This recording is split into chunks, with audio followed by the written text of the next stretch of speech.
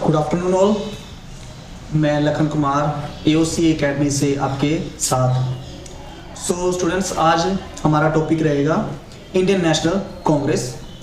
हम Indian national Congress के वो मोस्ट इम्पोर्टेंट एमसीक्यूज करने जा रहे हैं जो आपके एग्जाम्स में बहुत बार पूछे गए हैं।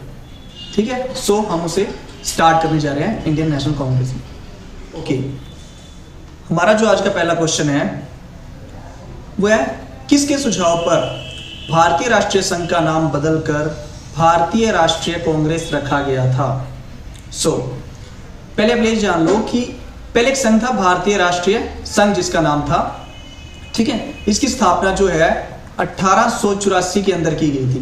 भारतीय राष्ट्रीय संघ की स्थापना जो है 1884 के अंदर की जाती है। फिर जब कांग्रेस का पहला अधिवेशन होता है 28 दिसंबर 1885 के अंदर, 18 दिसंबर 1885 के अंदर जो कांग्रेस का पहला अधिवेशन होता है, उसकी जो अंदर दादा भाई नौरोजी है, दादा भाई नौरोजी के सुझाव पर ही भारतीय राष्ट्रीय संघ का नाम बदलकर भारतीय राष्ट्रीय कांग्रेस कर दिया गया था। हमारा इसका जो आंसर रहेगा वो ऑप्शन नंबर डी रहेगा, यानी कि दादा भाई नौरोजी के कहने पर ही भारतीय राष्ट्रीय संघ का नाम बदलकर भारतीय राष्ट्रीय कांग्रेस किया गया था। हमारा नेक्स्ट क्वेश्चन है, भारतीय राष्ट्रीय कांग्रेस की स्थापना के समय भारत का वायसराय कौन था? देखो, मोस्ट इंपोर्टेंट क्वेश्चन है ये भी। भारतीय राष्ट्रीय कांग्रेस की स्थापना के समय भारत का वायसराय कौन था? जैसे कि हमने पढ़ा है कि टाइम टू टाइम भारत के गवर्नर से स्टार्ट होते हैं, गवर्नर जनरल्स आते हैं, भारत के गवर्नर जनरल्स आते हैं और फिर भारत के वायसराय आते हैं। जब भारतीय राष्ट्रीय कांग्रेस की स्थापना होती है उस टाइम पे जो भारत का वायसराय था वो था लॉर्ड डफरिन। तो आपका सी ऑप्शन जो है, सी ऑप्शन जो लॉर्ड डफरिन है वो यहाँ पे करेक्ट रहेगा। भारतीय राष्ट्रीय कांग्रेस की स्थापना के समय जो वायसराय था वो था लॉर्ड डफरिन। ओके, हमारा तीसरा जो क्वेश्चन है वो है, भारतीय राष्ट्रीय कांग्रेस की स्थापना के समय ब्रिटेन के प्रधानमंत्री कौन थे? इंपॉर्टेंट क्वेश्चन है ये भी। भारतीय राष्ट्रीय कांग्रेस की स्थापना के समय ब्रिटेन के प्रधानमंत्री कौन थे? तो यहाँ पे आपका ऑप्शन जो बी है, ऑप्शन बी जो है आपका वो रहेगा सही। Option B Gladstone, option B जो है वो सही रहेगा, ग्लैडस्टोन। और जो चर्चिल जो थे वो first world war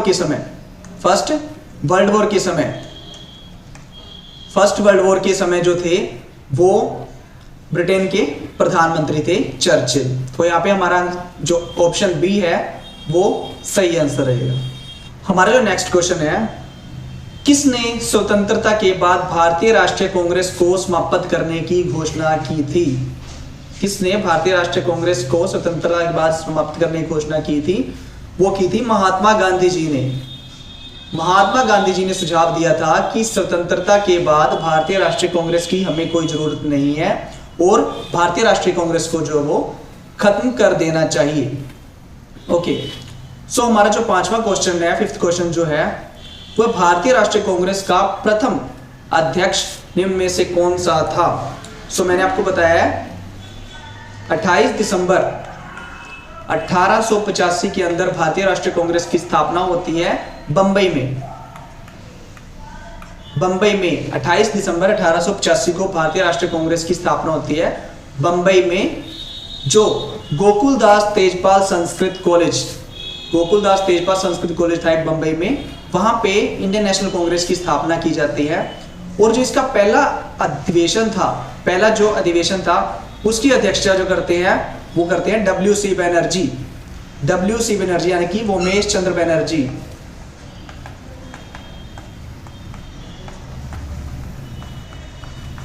Umesh Chandra Banerjee जो है वो भारतीय राष्ट्रीय कांग्रेस के पहले अधिवेशन की अध्यक्षता करते हैं। तो यहाँ पे हमारा ऑप्शन डी जो है वो बिल्कुल सही रहेगा। हमारा नेक्स्ट क्वेश्चन है छठवां, भारतीय राष्ट्रीय कांग्रेस के सबसे ज्यादा समय तक रहने वाले अध्यक्ष निम्न में से कौन थे? गाइस, मोस्ट इंपोर्टेंट क्वेश्चन है ये। भारतीय राष्ट्रीय कांग्रेस के सबसे ज्यादा लंबे समय तक अध्यक्ष रहने वाले कौन थे? ऑप्शन में आपके पास मौलाना अबुल कलाम आजाद, दादा भाई नौरोजी, जवाहरलाल नेहरू, सरोजनी नायडू। हमारा यहाँ का जो इसका आंसर रहेगा वो रहेगा ऑप्शन ए, ऑप्शन ए जो है इसका राइट आंसर रहेगा। मौलाना अबुल कलाम आजाद जो है वो भारतीय राष्ट्रीय कांग्रेस के सबसे लंबे टाइम तक जो है अध्यक्ष रहे थे और इन्होंने 1940 से लेकर 1945 तक भारतीय राष्ट्रीय कांग्रेस की जो है वो अध्यक्षता की थी। मौलाना अबुल कलाम आजाद ने 1940 से 1945 तक भारतीय राष्ट्रीय कांग्रेस की जो है वो अध्यक्षता की थी।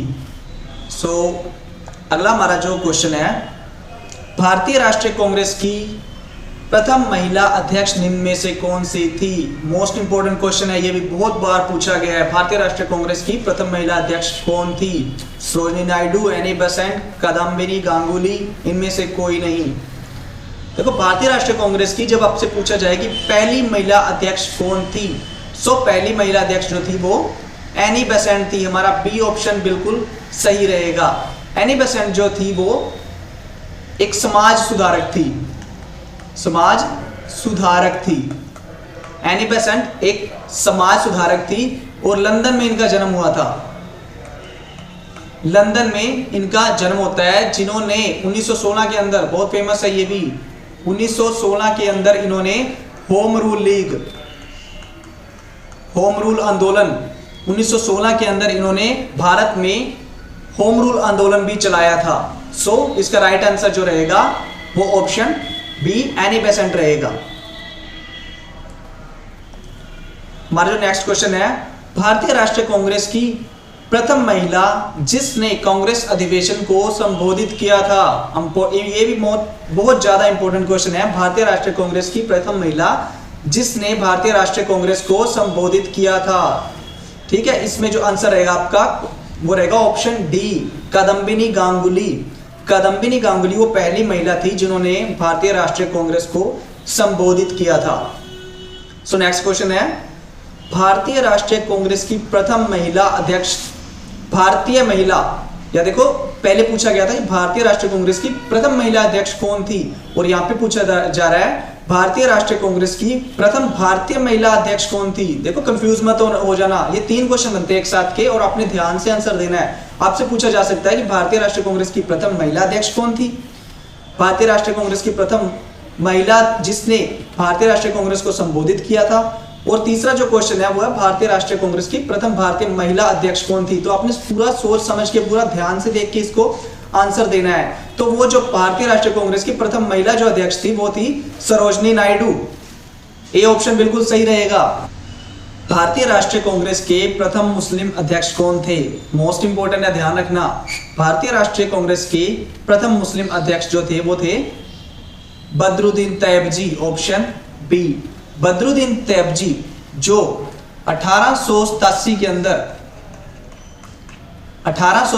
के अंदर जो कांग्रेस का तीसरा अधिवेशन होता है, तीसरा अधिवेशन जो होता है उसके अंदर ये कांग्रेस के अध्यक्ष रहे थे, जो हुआ था मद्रास के अंदर।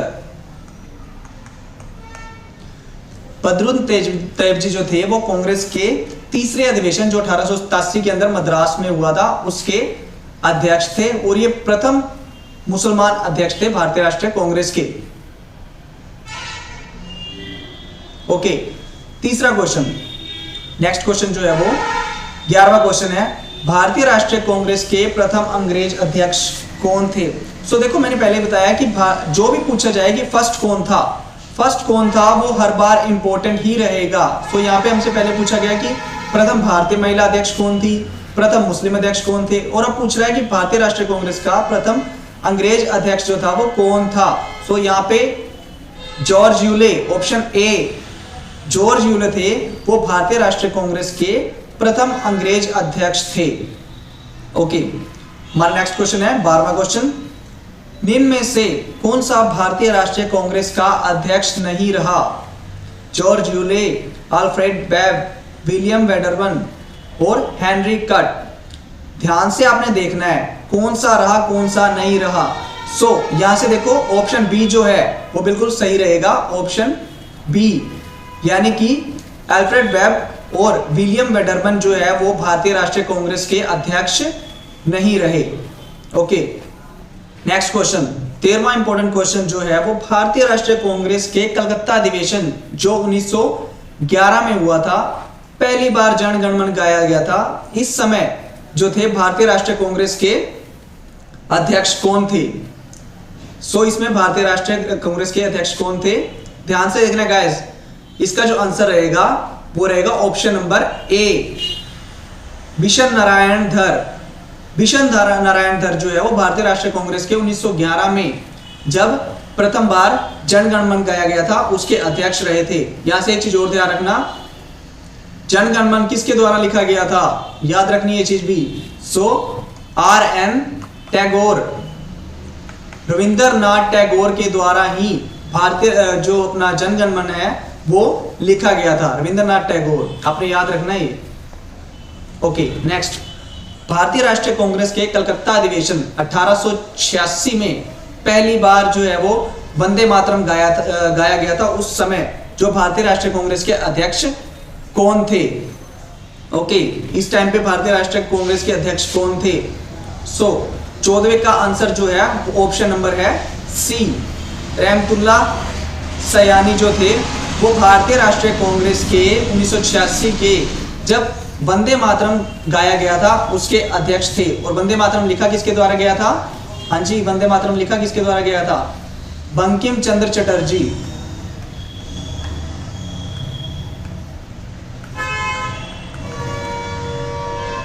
बंकिम चंद्र चटर्जी के द्वारा, बंकिम चंद्र चटर्जी के द्वारा जो हमारा वंदे मातरम जो है वो लिखा गया था। ओके नेक्स्ट, किस अधिवेशन में स्वराज शब्द का पहली बार प्रयोग किया गया था? मोस्ट इंपोर्टेंट क्वेश्चन है, किस अधिवेशन में स्वराज शब्द का पहली बार प्रयोग किया गया था? सो हमारा जो यहाँ पे आंसर रहेगा वो रहेगा ऑप्शन नंबर ए, कलकत्ता अधिवेशन जो 1906 के अंदर हुआ था उसमें स्वराज शब्द का पहली बार प्रयोग किया गया था। और इस अधिवेशन की अध्यक्षता जो की थी वो की थी दादा भाई नौरोजी ने। कलकत्ता अधिवेशन जो 1906 में हुआ था, दादा भाई नौरोजी ने इसकी अध्यक्षता की थी और इसमें पहली बार जो है वो स्वराज शब्द का प्रयोग किया गया था। 16वां क्वेश्चन है, किस अधिवेशन में पूर्ण स्वराज्य का प्रस्ताव पास किया गया था? किस अधिवेशन में पूर्ण स्वराज्य का प्रस्ताव पास किया गया था? मोस्ट इंपोर्टेंट क्वेश्चन है। देखो, भारतीयों की पहले अर्ध स्वराज्य की मांग रही थी और जब आगे चल के क्या है 1929 का जो लाहौर अधिवेशन होता है, 1929 का जो लाहौर अधिवेशन होता है उसके अंदर इनकी जो मांग है वो अर्ध स्वराज्य से बढ़कर पूर्ण स्वराज्य की हो जाती है। सो हमारा ए जो है इसका राइट आंसर रहेगा, जिसकी अध्यक्षता किसने की थी? जवाहरलाल नेहरू ने। ओके नेक्स्ट क्वेश्चन, किस अधिवेशन में गांधी इरविन पैक्ट को मंजूरी मिली थी? मोस्ट इंपोर्टेंट क्वेश्चन है, गांधी इरविन पैक्ट बहुत बार पूछा गया है। सो देखो, हमें सीधा सीधा पता है कि जब पहला गोलमेज सम्मेलन होके हट जाता है और जो दूसरा गोलमेज सम्मेलन 1931 में होने वाला होता है तब इरविन पे दबाव डाला जाता है कि वो कैसे भी तरह कांग्रेस को जो है गोलमेज सम्मेलन के अंदर इन्वॉल्व करे। सो इरविन और गांधी जी के बीच में एक समझौता होता है जिसे गांधी इरविन पैक्ट के नाम से जाना जाता है। सो जो होता है 1931 के अंदर, और अधिवेशन भी जो होता है क्रांची अधिवेशन होता है 1931 में, जिसकी अध्यक्षता कौन कर रहे होते हैं? वल्लभ भाई पटेल कर रहे होते हैं। ओके नेक्स्ट, भारतीय राष्ट्रीय कांग्रेस के 1905 के बनारस अधिवेशन का जो अध्यक्ष है वो कौन रहता है? बनारस अधिवेशन 1905 में हुआ था, बनारस में अधिवेशन, उसके जो अध्यक्ष रहते हैं गोपाल कृष्ण गोखले। गोपाल कृष्ण गोखले जो है 1905 के बनारस अधिवेशन के अध्यक्ष रहते हैं। देखो 1905 में आपको याद है क्या हुआ था? कर्जन के द्वारा बंगाल विभाजन,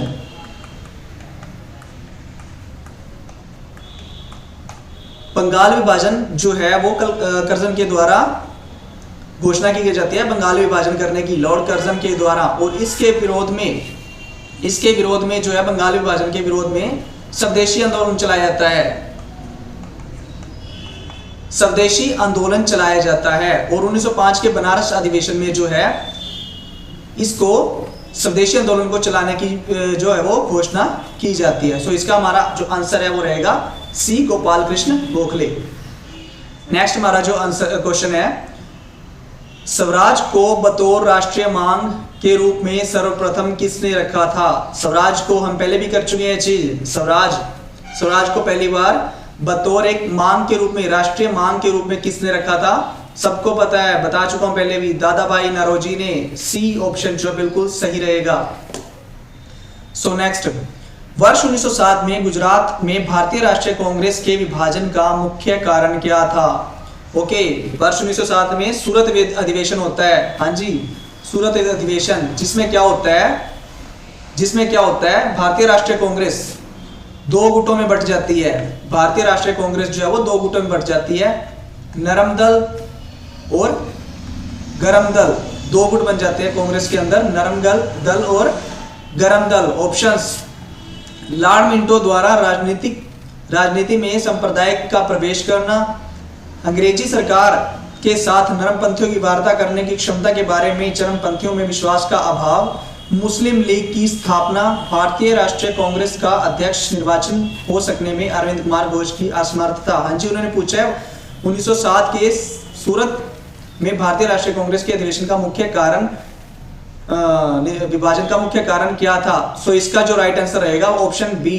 देखो, जो था अंग्रेजी सरकार के साथ नरमपंथियों की वार्ता करने की क्षमता के बारे में जो है वो चरमपंथियों में विश्वास का अभाव था, यानी कि वो उनके तरीकों से सहमत नहीं थे जो नरमपंथी यूज करते थे, जैसे कि लेटर्स वगैरह के द्वारा जो नरमपंथी है वो कांग्रेस जो अंग्रेजों के सामने अपनी मांग रखते थे, और जो गरम दल वाले थे उनका मानना था कि लेटर्स के द्वारा मांग रखने से हमारी कोई भी मांग जो पूरी नहीं की जा सकती। सो इनकी विचारधारा के बीच में थोड़ा सा मतभेद था, जिसके कारण वर्ष 1907 के अंदर सूरत में कांग्रेस का विभाजन हो जाता है और नरम दल और गरम दल में दो गुट बन जाते हैं। ओके, तो ये थे हमारे आज के जो इंडियन नेशनल कांग्रेस के इंपॉर्टेंट एमसीक्यूज थे।